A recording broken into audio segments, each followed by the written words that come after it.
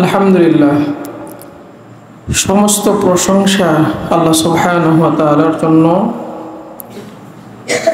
আজকে আমরা কোন অনুষ্ঠানে আসছি তোমরা কি জানো? আজকে আমাদের মাদ্রাসা থেকে যারা হাফেজ হয়েছে,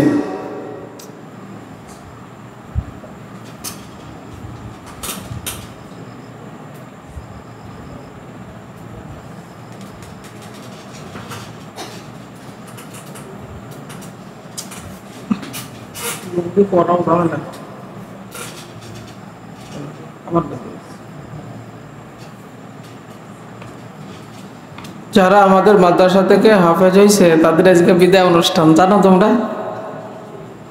জানো? আজকে তোমাদের ফুরকান ভাই আর ইয়াসিন ভাইয়ের বিদায় অনুষ্ঠান। আসলে বিদায় অনুষ্ঠান সেরকম না যে তারা এখান থেকে একবারে চলে যাচ্ছে। দেখা যাচ্ছে তারা এখন জামাত বিভাগে ভর্তি হয়েছে, সেখানে যাবে। এটা সৌজন্যতা। তারা তো আমাদের এইখানেই থাকবে নাকি? আসা যাওয়া, বড় ভাই আসতে যাচ্ছে, বড় ভাই যেরকম আসে যায়, এটা আমাদের একটা ভালোবাসা, আন্তরিকতা। তারপরেও আমরা তাদের জন্য দোয়া করি, তারা বড় বড় হাফেজ হোক, আরো বড় আলেম হোক নাকি অবশ্য। এই দোয়া আমরা করি আর কি, যে তোমরা হাফেজ হও, আলেম হও, এই দোয়া আমরা তোমাদের জন্য করি। ভালো করে পড়ালেখা করো। আর একটা হচ্ছে 2022 সাল থেকে হচ্ছে আমরা আমাদের মাদ্রাসায় হাফেজদের পাকড়ি দিছি নাকি আবু জররে দিয়ে। আমরা 2022 সাল থেকে 2025 সালে যে কয়জন ছাত্ররা পাশ করছে, সবার না যারা আছে উপস্থিত আর কি, সেই কয়জন ছাত্রদের আমরা হেফজ সম্পন্ন করার একটা সনদপত্র আজকে আমরা দিব প্রতিষ্ঠান থেকে। এই হেফজখানায় আমি দেখছি বিভিন্ন জায়গায় একটা মারাত্মক সমস্যা, সেইটা হচ্ছে এই সনদপত্রগুলো ঠিকঠাক মতো দেয় না।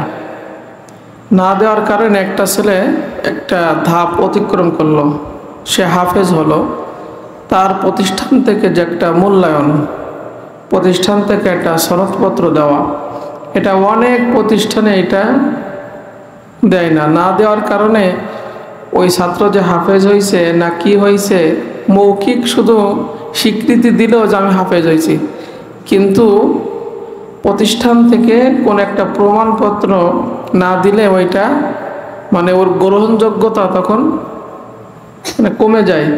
আমি যে হাফেজ হয়েছি এটা বলার পাশাপাশি আমি যদি প্রতিষ্ঠান থেকে একটা সনদপত্র দিতে পারি একটা, তাহলে এটা আমার আরও জিনিসটা মজবুত হলো, মানসম্মত হলো। এই জন্য আমরা এই জায়গায় এটা দিব। আর একটা বিষয় হচ্ছে, যারা কিছুদিন আগে 1-2 মাস আগে হেফজ ধরছিলাম, নাজেরার থেকে হেফজ ধরছিলাম, ওই 8 জনকে আজকে আমরা হেফজ বিভাগে দিয়ে দিব।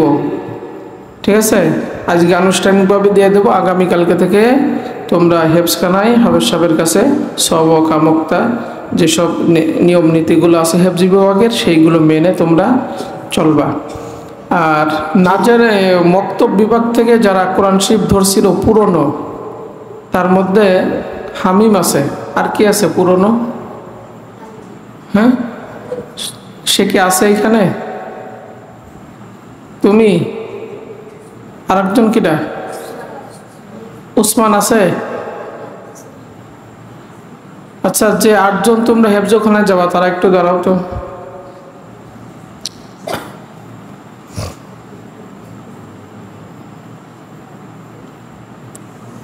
তোমাকে নূর মোহাম্মদের কোনো খবরকে তোমরা জানো? জানো তোমরা?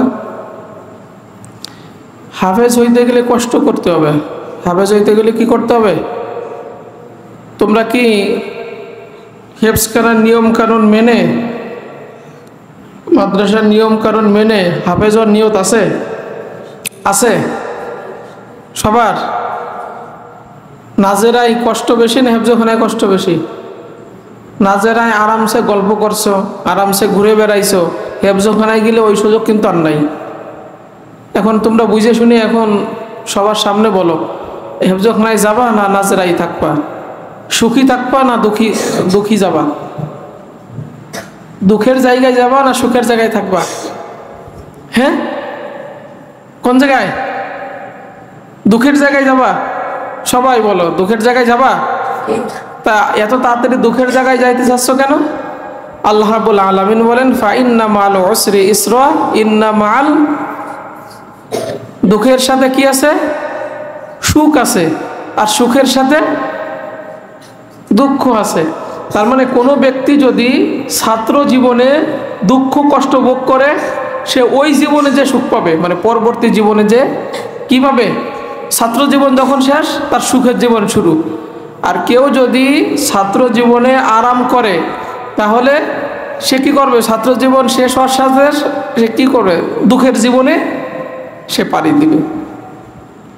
যখন পরিশ্রম করার কথা, তখন যদি মানুষ পরিশ্রম না করে, যখন আরাম আয়েশ করার কথা, তখন মানুষ কি করবে? পরিশ্রম করবে। মনে করো একজন মানুষ যখন বুড়া হয়ে যায়, বয়স হয়ে যায়, প্রাপ্তবয়স্ক যখন পার হয়ে যখন কর্মক্ষমতা কমে যায়, তখন তার কি? নাতিপুতা নিয়ে, ছেলে মেয়ে ইনকাম করে দিবে, নাতিপুতা নিয়ে সে আরামসে ঘুরে বেড়াবে, খাওয়া দাওয়া করবে। কিন্তু সে যখন পরিশ্রম করার কথা ছিল, সে পরিশ্রম না করে সে কি করছে? আরাম আয়েশ করে শুধু ঘুরে বেড়াইছে, কাজ কাম করে নাই, পড়ালেখা করে নাই। এখন ওই পরিণত বয়সে যে, বৃদ্ধকালে যে এখন পরিশ্রম করে খাইতে আসছে। কিন্তু ওই পরিশ্রমটা যদি এই যুবককালে করত, ছাত্র বয়সে করত, তাহলে ওই বুড়াকালে যে কি করত? আরামসে সে চলতে পারতো। তা তোমরা যদি এখন চিন্তা করো, নাজেরে আমরা আরামে ছিলাম, এখন হেফজখানায় যাব, হেফজখানায় যেয়ে যদি আমরা এখন কষ্ট স্বীকার করি, ফজরের আগে ঘুম থেকে উঠতে হবে, সবক দিতে হবে, সবকের আমুক্তা দিতে হবে, কত পড়া পড়তে হবে, তিলাওয়াত করতে হবে, ইয়াদ রাখতে হবে, দুপুরে আমুক্তা শোনাতে হবে, সব কিছু নিয়ে হেফজখানায় চলতে হবে। এই মানসিকতা যদি তোমাদের থাকে, এই কষ্ট যদি তোমরা ভোগ করতে পারো, তাহলে সামনে সুখ আসতেছে। পারা যাবে তো ইনশাআল্লাহ? ইনশাআল্লাহ। বসো।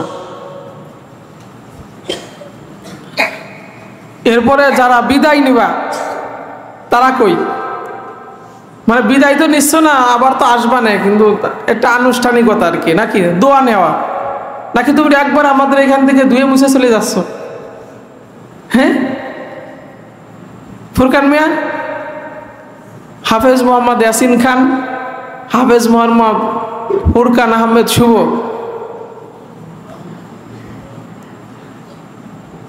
আল জামিয়াতুল আরাবিয়া ফারুকিয়া মাদ্রাসা খুলনা, এইখানে তোমাদের প্রথম জামাতে ভর্তি করে দেওয়া হয়েছে নাকি? বড় মৌলানা হও, মা বাবার স্বপ্ন পূরণ করো, বড় বড় আলেম হও, ঠিক আছে?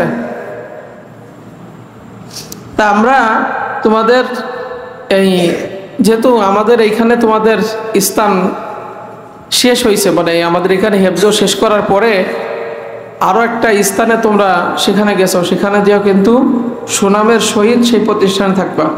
পিতামাতাও অনেক কষ্ট করে তোমাদের পয়সা জোগাড় করে তোমাদেরকে পড়ালেখা করায়, এটা কিন্তু তোমরা বোঝো না। তোমরা যখন পিতামাতা হবা, তখন বুঝবা যে টাকা ইনকাম করতে কি কষ্ট হয়। আর বিশেষ করে মারা ডিম বেচা টাকা, শলা বেচা টাকা, বাপের পকেট থেকে চুরি করা টাকা, এই সমস্ত টাকা, নিজের সাজা কোজার টাকা, এইগুলো বাঁচাইয়া সন্তানদের টাকা দেয়। এটাকে তোমরা জানো? তা তোমরা যখন পিতামাতা হবা, তখন তোমরা বুঝতে পারবা যে সন্তানের জন্য পিতামাতা কি কষ্ট করে মানুষ করার জন্য। আমি দেখছি যে আমি জামা বানানোর সময় হেফজখানা পড়াকালীন, সেটা তো আমরা ছোট, সেই সময় জামা আনতে যাওয়ার জন্য যে টাকা দেয়া হলো, পথে সেই টাকা হারাই গেছে, হারাইয়ে সে টাকা কি হারাই গেছে। সে সময় তো সবারই কম বেশি অভাব অনটন সবার ছিল। বাড়ি আসলাম, 1 সপ্তাহ ধরে মা কুমড়ো বিক্রি করে সেই টাকা গুছাইয়ে তারপরে সেই জামা নিয়ে 1 সপ্তাহ পরে। এখন কিন্তু আমরা বুঝি, কিন্তু সেই সময় তো আমরা বুঝতাম না। চিন্তা করছে পিতামাতা টাকা দিচ্ছে, কই থেকে দিচ্ছে এটা তো তোমরা চিন্তা করো না। নিজের সুখগুলো ত্যাগ করে পিতামাতা তোমার জন্য টাকা জমায়ে তোমাকে দিচ্ছে, যাতে আমার সন্তান মানুষের মতো মানুষ হয়। পিতামাতা ভালো একটা জামা কাপড় কিনতে পারে না, মা একটা ভালো 3 পিস কিনতে পারে না, শাড়ি কিনতে পারে না, সাজা কোজাতা কিনতে পারে না, যে আমি যদি এত টাকা এখানে খরচ করি আমার সন্তানের জন্য, তাহলে আমি এটা ভালো জামা কিনে দিতে পারবো না। তাহলে তারা ভালোটা না পরে তোমার দামি দামি পোশাক পরাচ্ছে, দামি দামি কাপড়ের করে দিচ্ছে, পোশাক বানাই দিচ্ছে, ভালো টুপি কিনে দিচ্ছে, আতর কিনে দিচ্ছে, জুতা স্যান্ডেল কিনে দিচ্ছে। বড় বড় মনীষীরা বলে যে সন্তানের জামা পিতা গায়ে দিতে পারে বা মা পড়তে পারে, কিন্তু একজন পিতার জামা সন্তান কখনো পড়তে পারে না। এটা কি তোমরা বোঝো মর্ম কথা? আমাদের ফেলানো পুরনো জামা আমি দেখছি আমার আব্বারে আমার জামা গায়ে দিয়ে পড়তে, কিন্তু পিতারা যে জামা পরে সেই জামা আমরা কিন্তু কখনো পড়তে পারি না। বলো তো কেন? তাদের জামা সেরকম মানসম্মত না। আমাদের জামা পূরণ হলে যেরকম মানসম্মত থাকে, পিতাদের জামা এরকম মানসম্মত থাকে?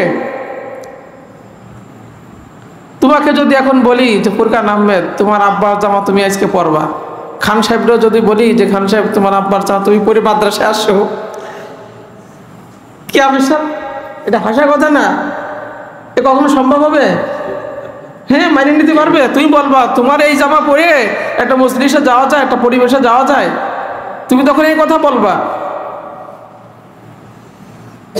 তো চিন্তা করে দেখো পিতামাতা আমাদের জন্য কি করে, যে আমাদের ভালো পোশাক, যে আমার সন্তান ভালো একটা পোশাক পরে মানসম্মত একটা পোশাক পরে একটা পরিবেশ পরিস্থিতিতে যাবে, একটা অনুষ্ঠানে যাবে, একটা প্রতিষ্ঠানে যাবে, তাহলে তোমাকে সাজানোর জন্য, তোমার সম্মান বাঁচানোর জন্য পিতামাতা কত কষ্ট করতেছে চিন্তা করো কখন।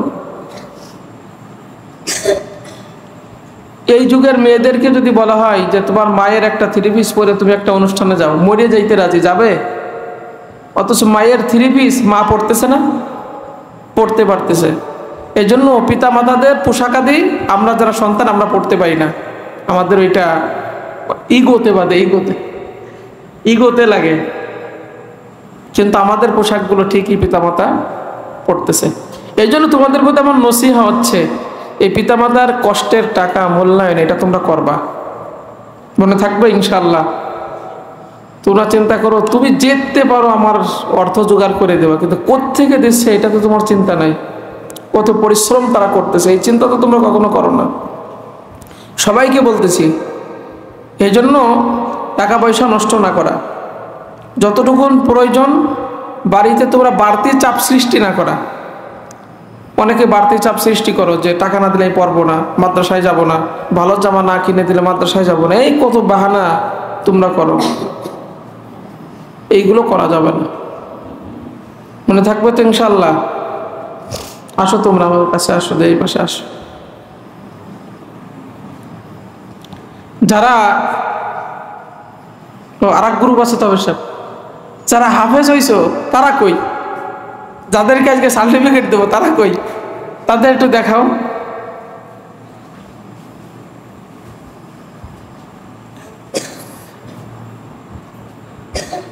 তোমরা যে আমাদের মাদ্রাসা থেকে হাফেজ হয়েছে তার একটা প্রমাণপত্র আমরা আজকে তোমাদের দেব। মুনতাসির বিল্লাহ, হাফেজ মোহাম্মদ মুনতাসির বিল্লাহ, সাতবাড়িয়া, কেশবপুর, যশোর। আর হচ্ছে মোহাম্মদ তামিম হাসান, আর আবুজার ইসলাম আবিদ। সে আজকে একটা অনুষ্ঠানের দিনে সে চলে গেছে আরেক জায়গায়। এই হচ্ছে তোমাদের দশা, কি বলবো আর। মাঝে মাঝে তোমাদের কার্যকলাপে আমরা ভাষা হারাই ফেলি, কিন্তু ওই সবর করতে হয়। ফাসবরুন জামিল আসাল্লাহু আইয়াতিয়ানি বিহিম জামিয়া। এখন তোমরাও আসো, একসাথে সবাই সুখ দুঃখ ভাগাভাগি করে নাও নাকি অবশ্য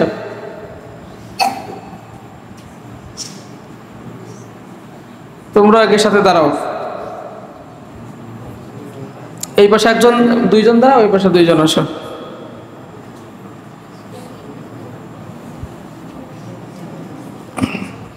সাহেব এর আগে তো হ্যাঁ এই পাশে দুইজন আসো, এই পাশে সামনে একটু সামনের দিকে আসো। ফুরকান আহমেদ আর খান মোহাম্মদ ইয়াসিন খান, আসলে এরা তো বিদায় নেওয়া মানে কি, এরা তো আমাদের কাছেই যা আশা করবে আর কি, কিন্তু তারপরে একটু দোয়া নিতে যাচ্ছে আর কি, সেইভাবে আর কি যে আমরা এখানে পড়াটা সমাপ্তি করছি। ওই সবক তার দেয়া লাগতেছে না, আমক তার দেয়া লাগতেছে না, এমনি আপনাদের দেখতে আসলাম, বেড়াতে আসলাম। তা এদের জন্য বা কোনো দিক নির্দেশনা বা এদের উপলক্ষে আপনার পক্ষ থেকে, যেহেতু আপনার কাছে সবক আমক তাইরা শুনাইছে, তা এদের জন্য যদি আপনার কিছু থাকে আপনি সেটা বলেন।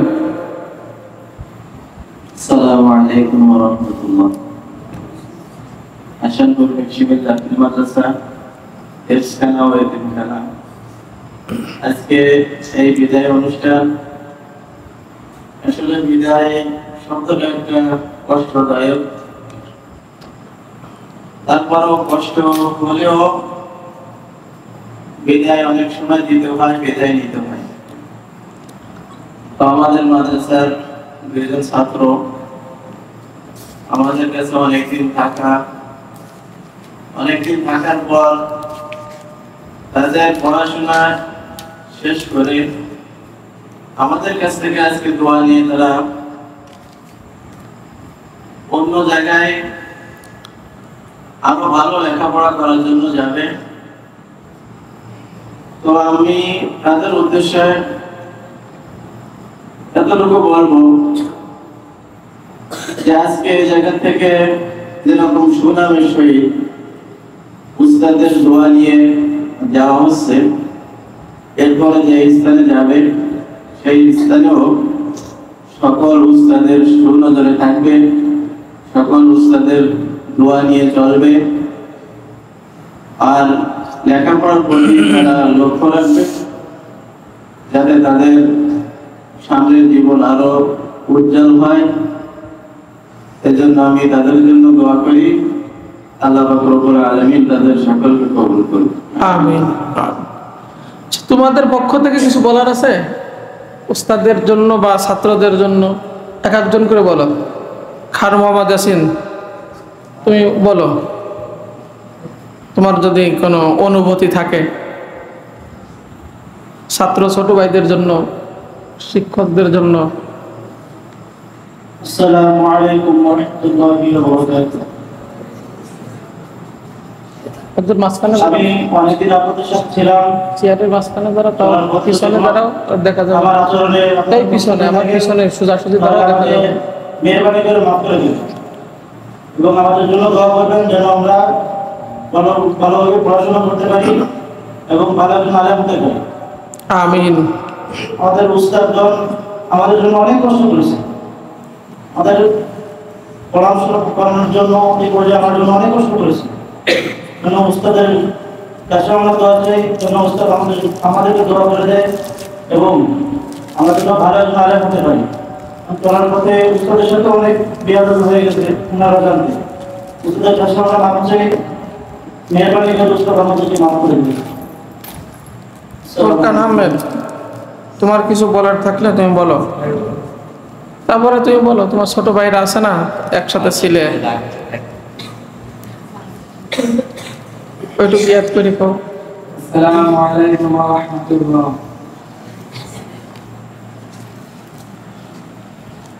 তো ভাইদের সাথে অনেকদিন চলাফেরার জন্য যদি কোনো ভুল করে হয়ে থাকে তা ক্ষমা করে দিন। আর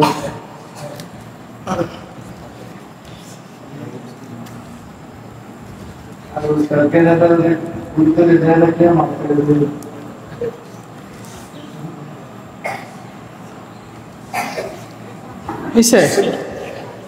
আচ্ছা, আমরা এই যে তোমরা যারা হাফেজ হইছো আর তোমরা যারা বিদায় নিবা, আমি তোমাদের দেখাই, যে এটা ক্যামেরার সামনে দেখাই, আমি মাদ্রাসার পক্ষ থেকে এই সার্টিফিকেট করছি, দেখা যায় দেখছো আমাকে মাদ্রাসা সার্টিফিকেট করছি, দেখা যায়? ভাল লাগতেছে? তোমরা কিরকম সনদ নিতে চাও প্রতিষ্ঠান থেকে? এটা তোমার জীবনে একটা সফলতার আরো একটা ধাপ আগাই দিবে, ঠিক আছে? আমরা এটা করছি।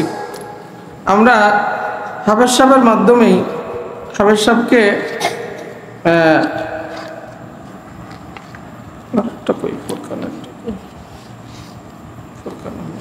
হাফেজ সাহেব যারা আগে যে বিদায় নিচ্ছে ওই দুজন তো আমাদের আছে, ওদেরকে আপনি এই এদিকে আসুন, মোহাম্মদ ইয়াসিন খান, এখানে লিখছি দেখো, মাদ্রাসাত হাসানপুর মিক্সিমিল দাখিল ও মাদ্রাসাত হেফস ও দারুল আইতাব।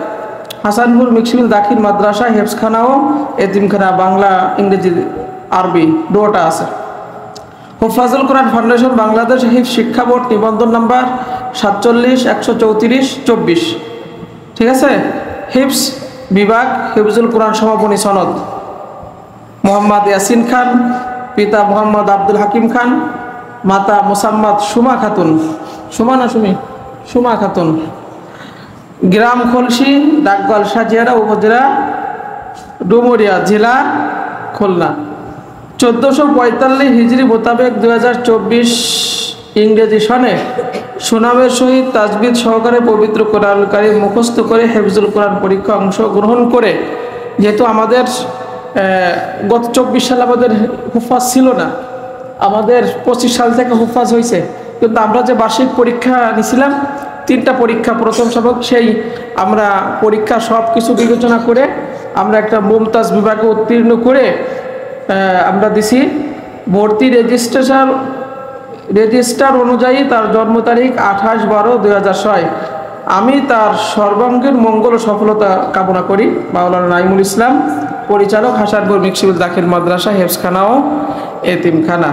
এই সনদটা আমরা আনুষ্ঠানিকভাবে, হাফেজ সাহেব ধরেন, তুমি ধরো, ওইদিকে দেখাও, উঁচু করে দেখাও, দেখা যায়? দেখো সুন্দর করে দেখা যায় কিনা, দেখা যায়? এটা দিলাম। উপরে লিখছি কি, আলিফ লাম মিম যালিকাল কিতাব লা রাইবা ফি, ঠিক আছে? যে কিতাবটা তুমি পড়ছো ওই কিতাবের মধ্যে কোনো কি নাই, কোনো সন্দেহ নাই, কোনো সংশয় নাই, কোনো সন্দেহ নাই। এইটা লিমিটিং করে রেখে ফটোকপি করে রাখবা, অরিজিনাল কপিটা বাড়িতে সুন্দর করে রেখে দেবা। এইটা তোমার মরা পর্যন্ত কাজে লাগবে। তোমার বউ ছেলে মেয়ে এটা দেখবে যে আমার হাজবেন্ড হাফেজ, তাই না? তোমার সন্তানাদি দেখবে আমার আব্বা হাফেজ, ঠিক আছে? এটা কি করবা, লেমিনেটিং করবা এবং ফটোকপি করে রাখবা, অরিজিনাল বই বের করে নষ্ট করবা না, ঠিক আছে? মনে থাকবে না তো ইনশাআল্লাহ। এই পাশে আসো। মোহাম্মদ ফুরকান আহমেদ শুভ, পিতা আবদুল্লাহ গাজী, মাতা মুক্তা বেগম, গ্রাম বরুড়া, ডাকঘর বরুড়া বাজার, উপজেলা ডুমুরিয়া, জেলা খুলনা। তুমি হচ্ছে আমাদের এই বছরে 2025 সালে, যেহেতু 25 সালে শেষ করে তুমি জামাত বিভাগে ভর্তি হয়েছো, এর জন্য আমরা তোমার দিনা পাওনা রাখতেছি না, আমরা তোমার দিনা পাওনা শোধ করে দিচ্ছি, ঠিক আছে? এইটা কি করবা, একটু উঁচু করে এরকম লম্বা করে এরকম দেখাও, ঠিক আছে? আচ্ছা, খরচটা দিও তোমরা, আমি তোমরা তো জানো, খরচটা দিও। আচ্ছা, এরপরে আসো তামিম, মোহাম্মদ তামিম ইকবাল। তোমরা যদি এই বছর আমাদের শুনানি বিভাগে থাকবা, তারপরে আমরা দিয়ে দিচ্ছি তোমাকে, এটা প্রত্যেকে লিমিটিং করে কি করবা, ফটোকপি রাখবা। মোহাম্মদ নাইসুল তামিম, পিতা হাবিবুর রহমান সর্দার, মাতা নাসিমা বেগম, হাসানপুর মিক্সিমিল ডুমুরিয়া, খুলনা। 2024 সালে এই বছর আমাদের এখান থেকে হেফ শেষ করছে। আমরা তার সার্টিফিকেটটা আজকে উদ্বোধনের মাধ্যমে এটা আমরা দিয়ে দিচ্ছি। এরপরে মুনতাসির, পিতা কামরুজ্জামান, মাতা মর্জিনা বেগম, সাতবাড়িয়া ত্রিমোহিনী, কেশবপুর, যশোর। তুমিও 25 সালে আমাদের এখানে যে হাফেজ হইলা তার একটা প্রমাণপত্র আমরা দিয়ে দিলাম, ঠিক আছে? আচ্ছা, এরপরে আছে সেই আবুজার ইসলাম, ও আবিদ তো নাই, তাহলে ওরটা থাক নাকি? এটা আমরা আরেকটা কাজ করলে আমাদের ভালো হইতো, ওই বড় অনুষ্ঠানে যদি আমরা দিতাম আরো দুই একজন এটা বুঝতেই পারতো, কিন্তু আমরা আনুষ্ঠানিকভাবে এই চারটা দিয়ে শুরু করলাম। আগামীতে ইনশাআল্লাহ তোমরা এখানে স্বাক্ষর করে যাবা, যে তোমরা এই যে প্রতিষ্ঠান থেকে সার্টিফিকেট নিচ্ছ একটা স্বাক্ষর করে যাবা। এদিকে আসো, এই দেখো যার যার নামের উপরে এখানে নাম লেখো প্রত্যেকের লাইনে।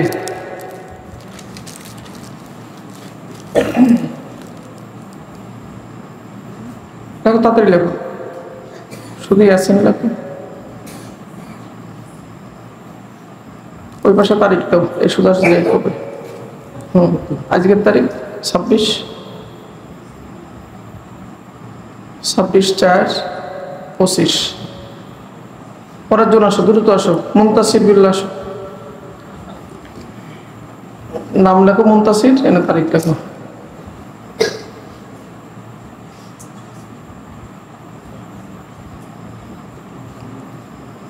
ছাব্বিশ 4/25। থাক, পরের জন আসো। তামিম,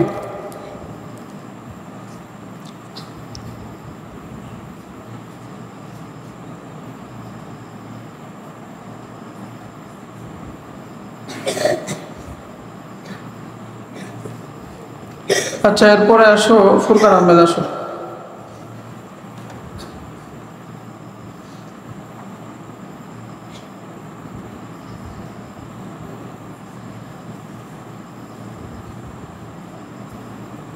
ঠিক আছে, আচ্ছা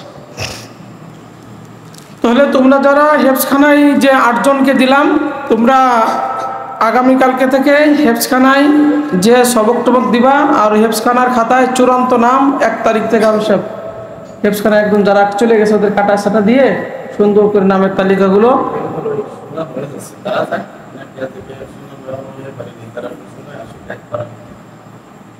মানে যারা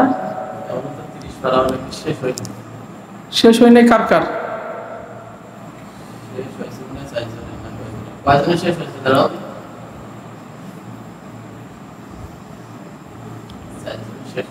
আর কার তোমাকে জানাবো, তার কার শেষ হয়েছে? নূর মোহাম্মদের শেষ হয়েছে। আর তোমাকে এই কয়জন হয় নাই কেন?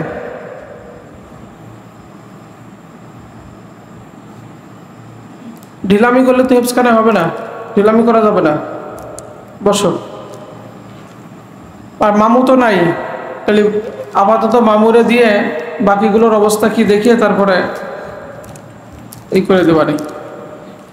তাহলে আর কোনো কিছু বাকি আছে? তাহলে আজকে এই পর্যন্ত। তোমরা এদের জন্য দোয়া করবা, তোমরা যাতে হাফেজ হতে পারো, মাদ্রাসার নিয়ম কানুন রুটিন মেনে তোমরা চলবা, ঠিক আছে? আর তোমাদের বড় ভাইদের পক্ষ থেকে কিছু খাবারের ব্যবস্থা আছে, তোমরা ওই পাশের রুমে যে এখন খাবা। সুবহানাকাল্লাহুম্মা বিহামদিকা আশহাদু আল্লা ইলাহা ইল্লা আনতা আস্তাগফিরুকা ওয়া আতুবু ইলাইক।